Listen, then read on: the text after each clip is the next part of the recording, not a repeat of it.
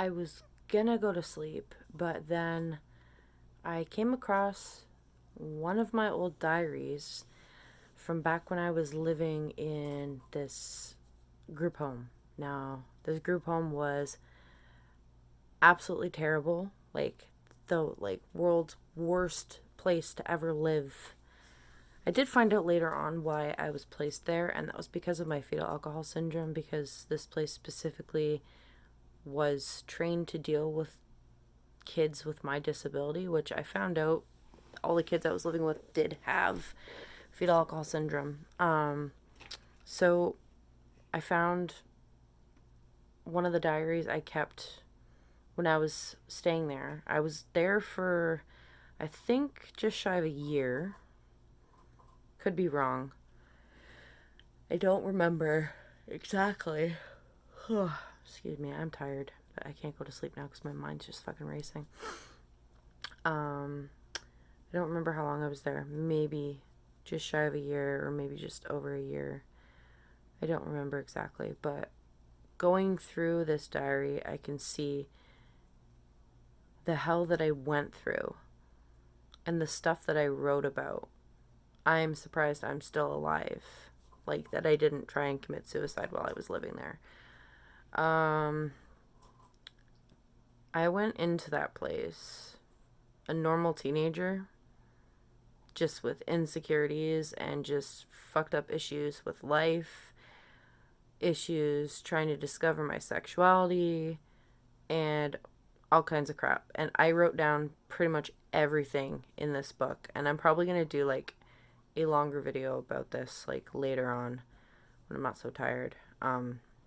Because I do plan on writing a story about the torment and shit and everything that you can think of that I went through in the, how many group homes was I in?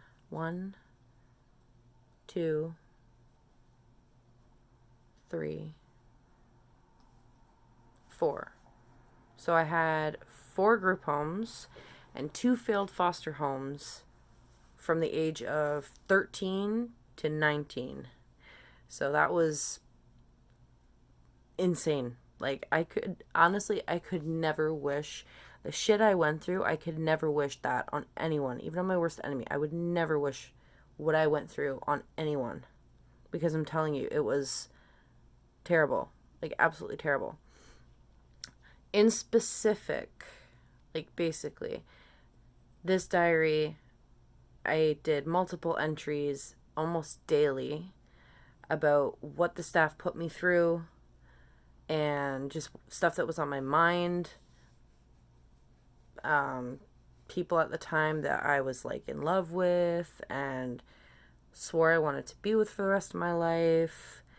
Dreams I had, cutting episodes, because I was a former cutter. When I was younger, I did cut. And I would write about that as well. But just the torment I endured in this house alone. Like I said, I'm surprised I'm still alive. I remember when I got out of this house, I launched a huge complaint with CS about them and the way they treated me and how I felt being there every day. But nothing was done. So what I have heard is there have been other kids that I was also in CS with at the time who wrote like biopics about their life experiences being in CS care and stuff. And I did have one friend did ask me if I wanted to take part in his book and like write just a chapter about my experiences, and I declined because I just didn't want the attention at that time. Thinking back on it now, I probably should have done it because it probably would have had these houses all shut down. Because the people they hired at these homes, it was unreal. Like, there is like these some of these staff were like fresh out of high school. It almost seemed, or fresh out of university, and like had no fucking clue how to deal with kids like us. But I mean, I'm seeing a pattern in this specific diary. I'm seeing a pattern that I felt almost daily that I was being targeted or blamed for stuff that went on in this house because I was the oldest. I moved into this house when I was 16 or 17, something like that. Because remember, I said I was in care from age. Oh, sorry, guys. I was in care from age 13 to 19. 19 was when I moved out on my own. I rented a room in somebody's house. I was independent and I was free of CAS. They were done with me and I was okay. But I'm seeing the pattern that I was punished a lot and over the stupidest stuff too. Friggin' talking through my door to other kids that lived there when they would walk past my door. There was one entry I wrote in here about that I was punished for buying a chocolate bar when I was seeing my counselor and then eating it while I was out of the house because we weren't allowed to have junk food at all, except for if we went on home visits. Then they couldn't control what we did. But yeah, I got put, the way that I worded it, put off program, which meant that I was confined to my room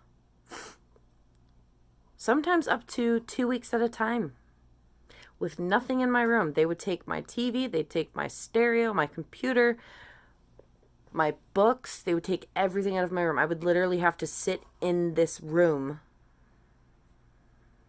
with nothing to do. It was torture. It was torture. And a lot of my entries, I also said too that I'd called people to get help to try and get me out of there. And it didn't go anywhere.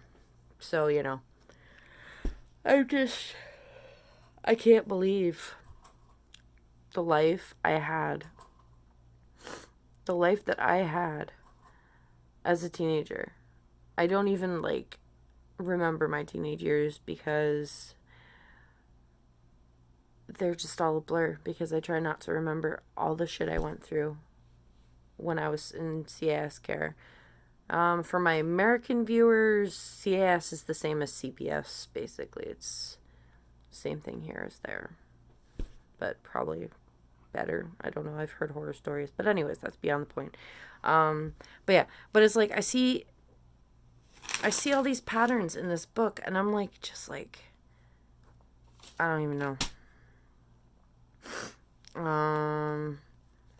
A lot of my entries had the same thing. Consequences. Almost every entry, I had a consequence almost every day. The punishments were stupid. They're supposed to be teaching you life skills in these homes, but yet they're not teaching you no damn life skills. All they're doing is punishing you. 24/7 punishing you. That's all they were doing to me. Taking my stuff away, stripping my room. No wonder I was freaking suicidal when I was a teenager and why I cut myself all the time because I was so depressed because I had nothing to do and nobody to talk to and nobody gave a shit about me and how I felt, It was frustrating.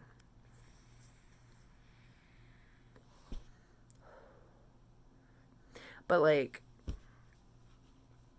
I don't know. I mean, there was maybe a couple good entries I had about some fun stuff I'd done, but most of the stuff I wrote in here was pretty crazy. I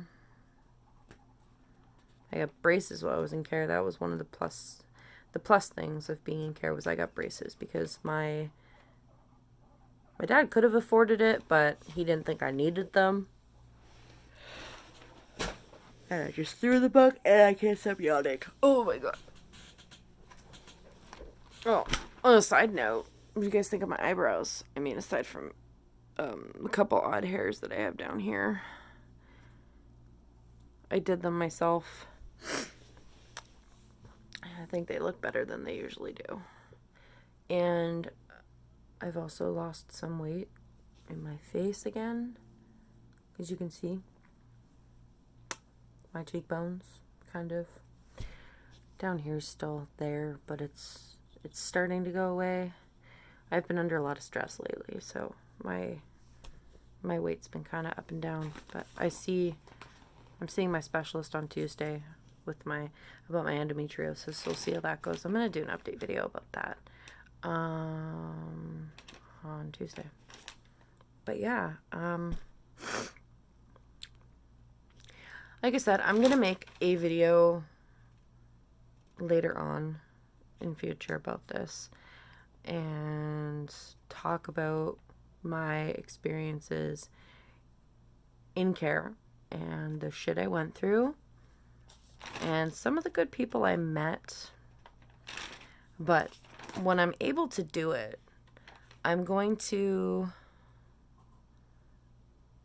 I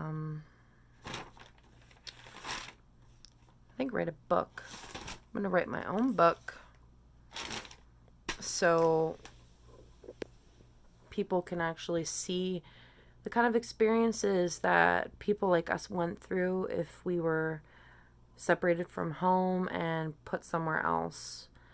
And I also want to expose some of these people as well for the shit they put me through. Because it's very depressing. Like, very depressing. But yet here I am. I'm still alive, 27 years old, successful. I have a family with 2 beautiful children, a husband that loves me, all my animals, my in-laws, my close family and friends. That's all I need. But yeah, no, I was going to go to sleep and then this started bugging me, so I thought I would just make a video about it just to talk about it. So yeah, stay tuned for part 2 of this video. I'm going to do a part 2 and tell you guys everything. All right, later.